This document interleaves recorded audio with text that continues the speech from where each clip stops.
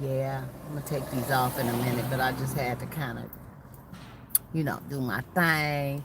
It's a Friday. I call it Friday. And man, it's fun in the sun. But guess what? I gotta do my little thing at the grind, and then I can enjoy some of this. So right now, I'm just trying to take a little peek sneak afternoon break, just kind of talk to y'all for a minute. So what's good? What's happening, everybody? What's new? What's new with you? What I wanted to talk about is I was having a conversation with someone, and it was very interesting. Very interesting. We was talking about side pieces. Yeah, side pieces. Side pieces. Let me take these glasses off. You know, and I'm not just talking about women being side pieces. I'm not just talking about men being side pieces. I'm talking about women and or men, because it could happen both ways. You turn around and you find yourself caught up in being not number one, but number two, sometime number three. Because some folks are good at jiggling what they do, you know.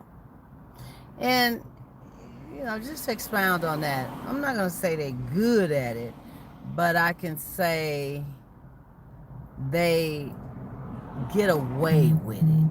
You know, it depends on the type of person that they're dealing with or people that they're dealing with that is accepting, because sometimes you know, you know, you are the side piece. You know this.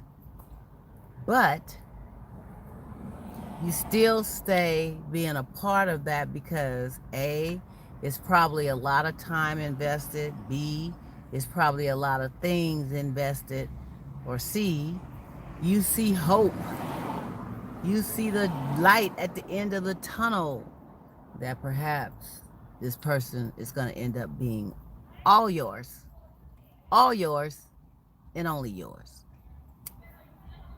Well, I hate to be the bearer of bad news. Usually that don't happen. And sometimes, if it's a small percent chance that you may end up getting that prize, or I wouldn't call it a prize, but you may end up getting that one that you want that belongs to someone else. But will you actually trust it? Will you trust it once you get it? Excuse all that. Y'all know I'm outside. I'm outside. So you're going to hear some things. But would you trust it? You'll have your main dish that you've been wanting and desiring. And now you got to turn around and trust the fact that they're going to be right by you. Now, mind you, they had two or three and you. And they were jiggling that, and you was told all kinds of stuff. There's all kinds of stories. You can list a million of them. I'm staying in this because I'm waiting on their insurance policy. They're sick and they're gonna die. They were in a bad accident, gonna get paid out, and I want to get some of that. They have an inheritance that's coming, and I want a piece of the pie since I've invested this time. And oh boy, I can't leave right now. I can't leave them in a state of them being sick and laying up and needing somebody to be there for them. My conscience wouldn't let me live with myself. These are certain things you hear. But their conscience is allowing them to live with the fact that they know this person loves them totally to death, but here they are stringing them along, and they are the side piece. Not the main piece, the side piece. And then it has the side piece question, what's going on with them? What's going on with you? You know, why am I a piece of side? You know, it's like there's the filet mignon, and then you got a little bit of mashed potatoes on the side, or you got a little bit of green beans, or you got a spoonful of sweet potatoes, or dressing, or a little round piece of cake or peach cobbler. I mean, it's just side piece. But the main a la mode is someone else's. So they come before all. They come before any. They gonna get taken care of first. They're gonna get. I mean, man, I know a situation. Let me tell y'all, where somebody had invested a lot of years, a lot of time with someone, and they were still the side piece. So when it came down to that person actually passing away and not being here anymore, guess what? The main piece got it all. The side piece wasn't even welcome at the funeral. That's how cold that could be. Now, can you imagine you being a side piece, let's say 15, 20 plus years, and this person dies, whether it's a woman or a man, and you can't even go to the service without getting funk and bunk from everybody, but you've invested all this time, a decade or two of your life, with this individual. Man, that's cold. So back to the subject, side piece. Why do people allow themselves to be in that situation and know it? Now, see, there's a difference when you don't know. You don't know that you decide. You know, you find out later, like, oh man, they kept that from me. Man, I never knew.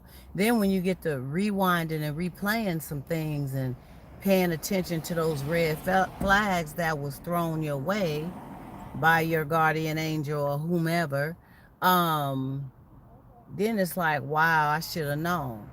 But you wasn't paying attention because you what? You were blinded by love. What? You were blinded by possibilities. What? You were blinded by the fact that, man,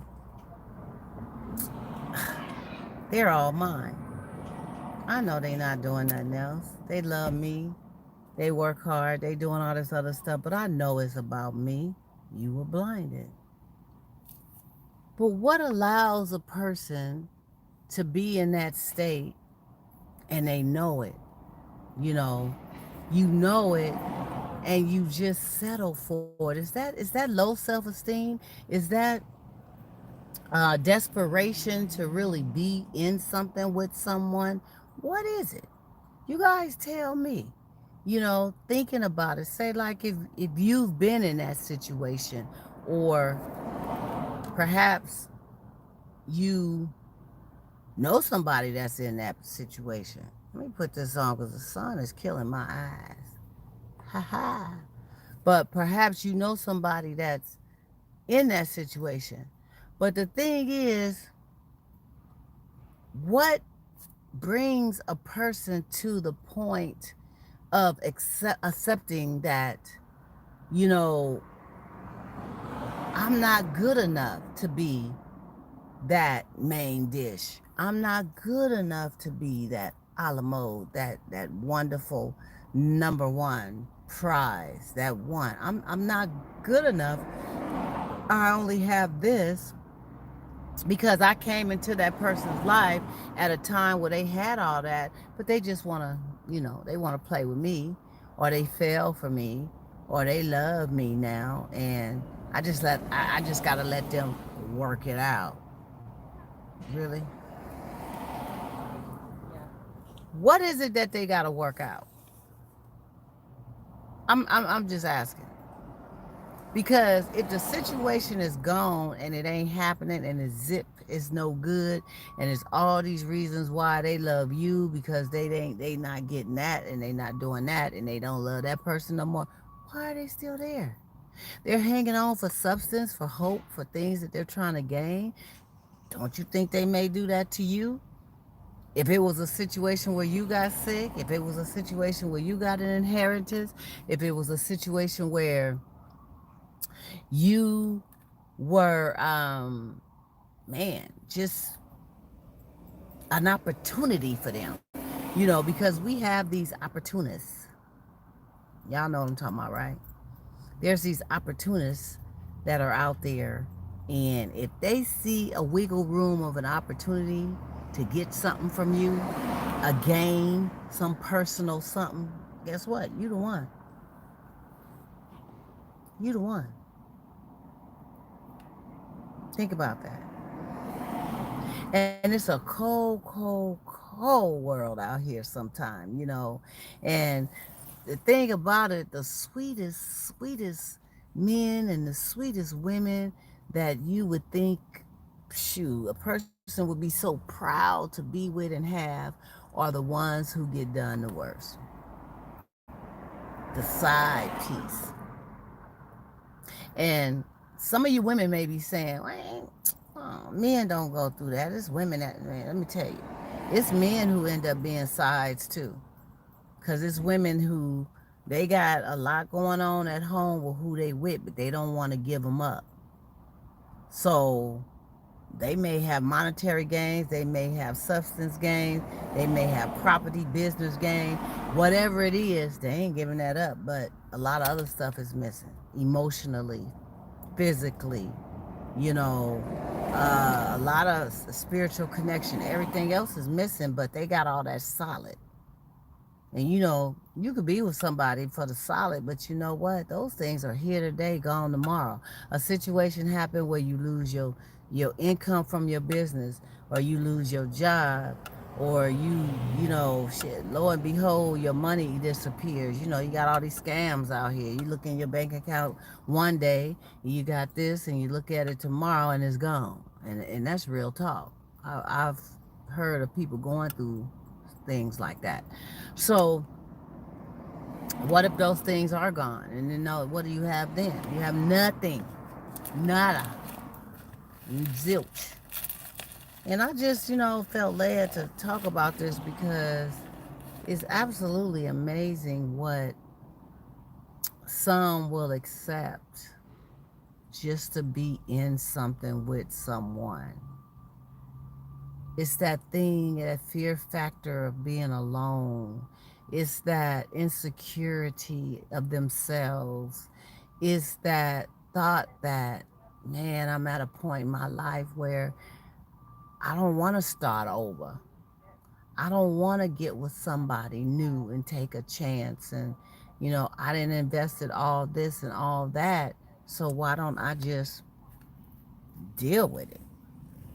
And you know what? You look around, for women, you look around and a decade or two then went by and your go get 'em years is just about gone. Or men, when you was the stud, the man, had it going on, could throw down, could do this, could do that.